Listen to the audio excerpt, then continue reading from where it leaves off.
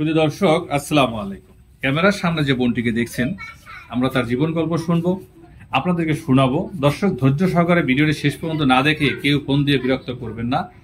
স্ক্রিনে দেওয়া যে নাম্বারটি দেখছেন, এই নাম্বারটি চ্যানেল কর্তৃপক্ষের নাম্বার। এই নাম্বার ইমো এবং হোয়াটসঅ্যাপ আছে। স্ক্রিনশট দিয়ে একটা ছবি তুলে এই নাম্বারে পাঠিয়ে দিয়ে ভয়েস করে জানাবেন আপনি কোথায় থাকেন, কি করেন, বর্তমানে আপনার বয়স কত বা কি বলতেছেন। অযথা ভিডিও অডিও কল দিয়ে আমাদেরকে বিরক্ত করবেন না। কথা না বলে সরাসরি চলে যাচ্ছে আপুটির কাছে। আপু আসসালামু আলাইকুম। ওয়ালাইকুম আসসালাম। আপনি কেমন আছেন? ভালো আছি। ভালো আছেন, মাশাআল্লাহ। আপনার নামটা জানেন কি আপু? আমার নাম খাদিজা। খাদিজা, বর্তমান বয়স কত আপনার? আমার বয়স 30। 30 বছর। উচ্চতা কতটুকু? এটা বলতে পারবো না। দর্শক উনি বলতে না পারলো আমি আপনাদেরকে বলি, উনি 5 ফুট 4 ইঞ্চির কম হবে না, কারণ আমাদের আইডিয়া আছে সেভাবেই। ওজন কি জানা আছে? না, এটাও বলতে পারবো না। দর্শক আমি যতটুকু ওনাকে দেখছি ক্যামেরার সামনে, ওনার ওজন সম্ভবত 52 হবে, 50 থেকে 52 হবে, এটা আমার ধারণা। কম বেশি হতে পারে, ভুল হলে মাফ করবেন।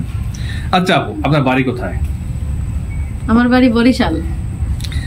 আইতে নদী যাইতে খাল, মগবাড়ি বরিশাল। দর্শক মুইও কিন্তু বরিশাল বুঝছেন, অনেকেই জানেন হয়তো। ঠিক আছে, যাক আমরা অনেক দিন পরে আমার দেশে এক মানুষ পাইলাম বরিশাল, যারা আমাদেরকে মানুষ অনেক সময় মানে মজা করে বলে খেতার কাটটি, এতে আমরা ধন্য। আচ্ছা আপা, আপনি আমার এখানকার সন্ধান কিভাবে পেলেন? আমি আমার একটা বান্ধবীর ফোনে আপনার ভিডিও দেখছিলাম। ভিডিওতে স্ক্রিনে একটা নাম্বার ছিল, ওই নাম্বার থেকে আপনারে কল দিলাম। কল দিয়ে যোগাযোগ করার চেষ্টা করছি। যোগাযোগ করে আমার সাথে দেখা হয়েছে, এখানে আসছেন। হ্যাঁ। আচ্ছা, আপনার পরিবারে কি কি আছে? আমার পরিবারে আমি আছি, আমার ছোট ভাইয়ের বিয়ে হয়ে গেছে, ও ওর বউরে নিয়ে থাকে, আর মা আছে শুধু, আর আমি আছি। আমার বাবা মারা গেছে। আমার মা হাতের টেলার্সের একটু কাজ করে, আমি ওনার সাথে সহযোগিতা করি।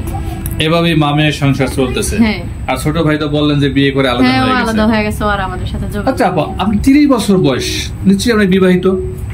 হ্যাঁ, বিবাহিত ছিলাম, কিন্তু জামাই ডিভোর্স দিয়ে দিছি। কেন?